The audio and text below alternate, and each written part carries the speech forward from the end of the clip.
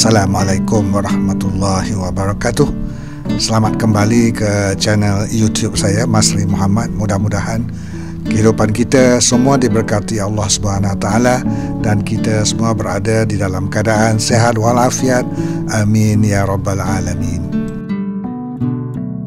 Bagi kawan-kawan dan sahabat-sahabat yang baru saja masuk ke channel saya ini, jangan lupa untuk subscribe dulu channel ini. Mudah-mudahan ianya dapat berkembang di masa-masa yang akan datang. Bagi sahabat-sahabat dan kawan-kawan yang setia menonton video saya ini, yang juga menjadi subscriber saya daripada dulu lagi, saya ucapkan banyak terima kasih di atas support yang telah diberikan. Sahabat-sahabat dan kawan-kawan semua, sejak kebelakangan ini bilangan pelajar antarabangsa yang memilih Malaysia sebagai destinasi pendidikan tinggi mereka telah meningkat dengan sangat ketara sekali.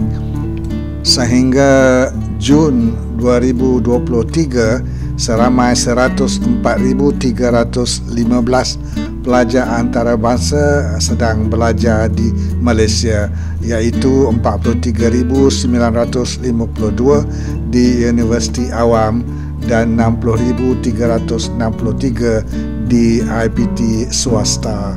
Perkembangan ini sangat menarik dan seakan selari dengan hasrat negara kita untuk menjadi hub pendidikan tinggi antarabangsa ataupun serantau dalam masa yang terdekat dengan tawaran world class education.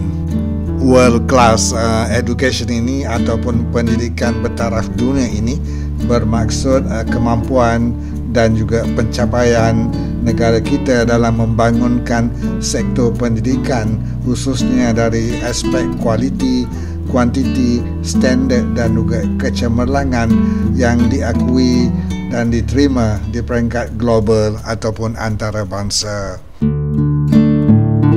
Di peringkat awal ini, mari kita sama-sama lihat destinasi yang popular di kalangan negara-negara serantau di mana ramai pelajar-pelajar datang ataupun memohon untuk melanjutkan pelajaran. Maklumat ini kita dapat lihat dikeluarkan oleh World Education Services bersumberkan UNESCO, menunjukkan bahawa Malaysia adalah negara yang paling ramai student di peringkat ijazah yang memohon untuk belajar dengan hampir 90,000 permohonan.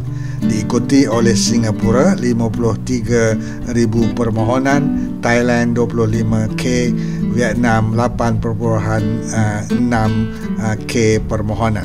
Di peringkat Asia pula kita dapat lihat di sini bahawa Malaysia berada di tangga yang ke-7 dalam top 10 destinasi popular untuk study di luar negara.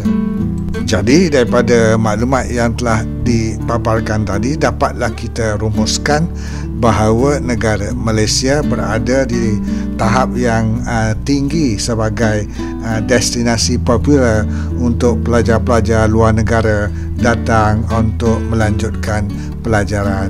Malah kalau kita lihat di peringkat dunia, Malaysia tersenarai dalam 40 negara terbaik untuk pendidikan, di mana hanya ada 2 negara ASEAN sahaja yang termasuk di dalam senarai berkenaan, iaitu Singapura dan Malaysia. Sahabat-sahabat dan kawan-kawan semua, kita dapat lihat bahawa Indonesia menghantar lebih kurang 80 hingga 90,000 pelajar-pelajar mereka ke luar negara setiap tahun. Dapat kita lihat di sini bahawa dalam top 5 destinasi yang dipilih oleh pelajar-pelajar berkenaan, kita dapat lihat Malaysia di ranking yang kedua di kalangan negara-negara pilihan, di mana sekitar 9,862 pelajar memilih untuk melanjutkan pelajaran di Malaysia. Sumber maklumat yang kedua di sini saya paparkan dalam tahun 2022 terdapat sekitar 104,457 student antarabangsa di Malaysia dan ada sebanyak 10,230 pelajar daripada Indonesia ataupun 9.79% pelajar berasal daripada Indonesia. Malah pelajar-pelajar daripada Indonesia merupakan pelajar-pelajar yang paling ramai di kalangan negara-negara ASEAN. Antara sebab yang paling utama pelajar-pelajar antarabangsa ini memilih Malaysia ialah dari aspek kualiti pendidikannya. Di dalam ranking universiti terkini iaitu QS Ranking 2024, kita dapati di sini ada 8 universiti Malaysia yang tersenarai dalam top 15 ataupun top 15 universiti terbaik di peringkat Asia Tenggara.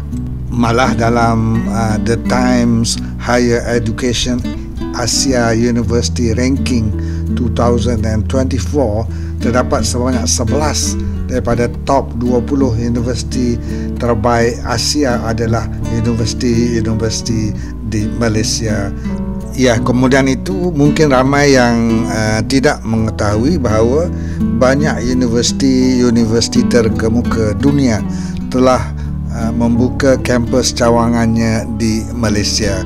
Pelajar-pelajar tidak perlu lagi ke UK ataupun Australia untuk belajar di universiti terkemuka ini.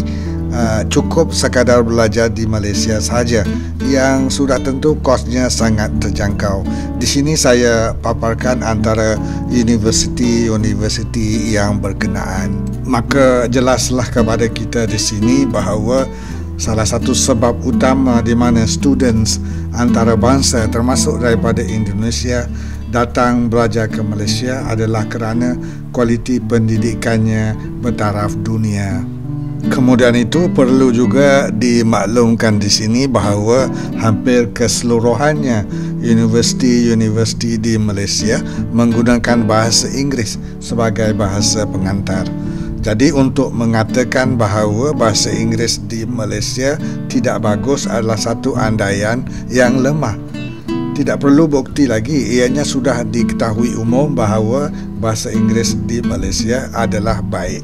Namun begitu, paparkan di sini satu maklumat tentang English proficiency di Asia Tenggara bagi tahun 2023 yang lalu. Di sini jelas menunjukkan bahawa ujian ke atas 2.2 juta orang dewasa di 133 negara pada tahun 2023 yang lalu mendapati bahawa Malaysia tergolong di dalam negara yang mana kepetahan ataupun kefasihan bahasa Inggerisnya adalah tinggi ataupun high proficiency dengan indeks skor 568 dan di tangga ke-25 ranking dunia. Maklumat ini juga menunjukkan bahawa English proficiency di negara-negara lain adalah di tahap yang rendah, dan kalau kita lihat rankingnya adalah Vietnam di tangga 58 dunia, Indonesia 79, Myanmar 90, Cambodia 98 dan Thailand 101. Sahabat-sahabat dan kawan-kawan semua, kita faham bahawa memilih untuk apa yang ingin dipelajari atau di mana ingin kita belajar adalah hak mutlak setiap orang. Jadi kita tidak boleh menghalang sesiapa saja untuk memilih tempat yang terbaik baginya untuk melanjutkan pelajaran.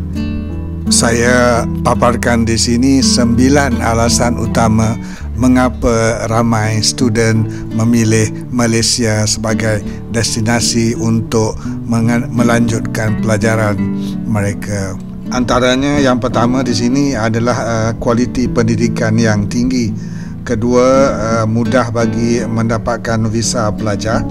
Dan yang ketiganya, kepelbagaian budaya masyarakat Malaysia. Keempat, persekitaran yang selamat. Kelima, kos yang terjangkau. Keenam, penggunaan bahasa Inggeris yang meluas. Ketujuh, pilihan program akademik yang pelbagai. Ke-8, universiti yang diiktiraf di peringkat dunia. Dan yang akhirnya, peluang yang luas untuk bekerja sambil belajar. Sebagai rumusannya, kita berharap semoga segala usaha dalam memperbaiki dan meningkatkan kualiti pendidikan di negara kita akan mencapai sasarannya dan mampu menyaingi negara-negara lain. Kita lihat bahawa sektor pendidikan ini perlu berkembang dengan segala aspek bagi menghadapi cabaran masa hadapan yang sangat sengit, supaya dalam hal ini kita dapat mengangkat martabat dan juga status Malaysia di dalam dunia pendidikan di peringkat global. Tidak mustahil suatu hari nanti Malaysia akan menjadi hub pendidikan serantau maupun global. Terima kasih kerana sudi menonton video saya kali ini. Mudah-mudahan ada sedikit manfaatnya. Sehingga kita berjumpa lagi dalam video-video saya yang akan datang. Salam hormat dari saya, Masri Muhammad. Assalamualaikum warahmatullahi wabarakatuh.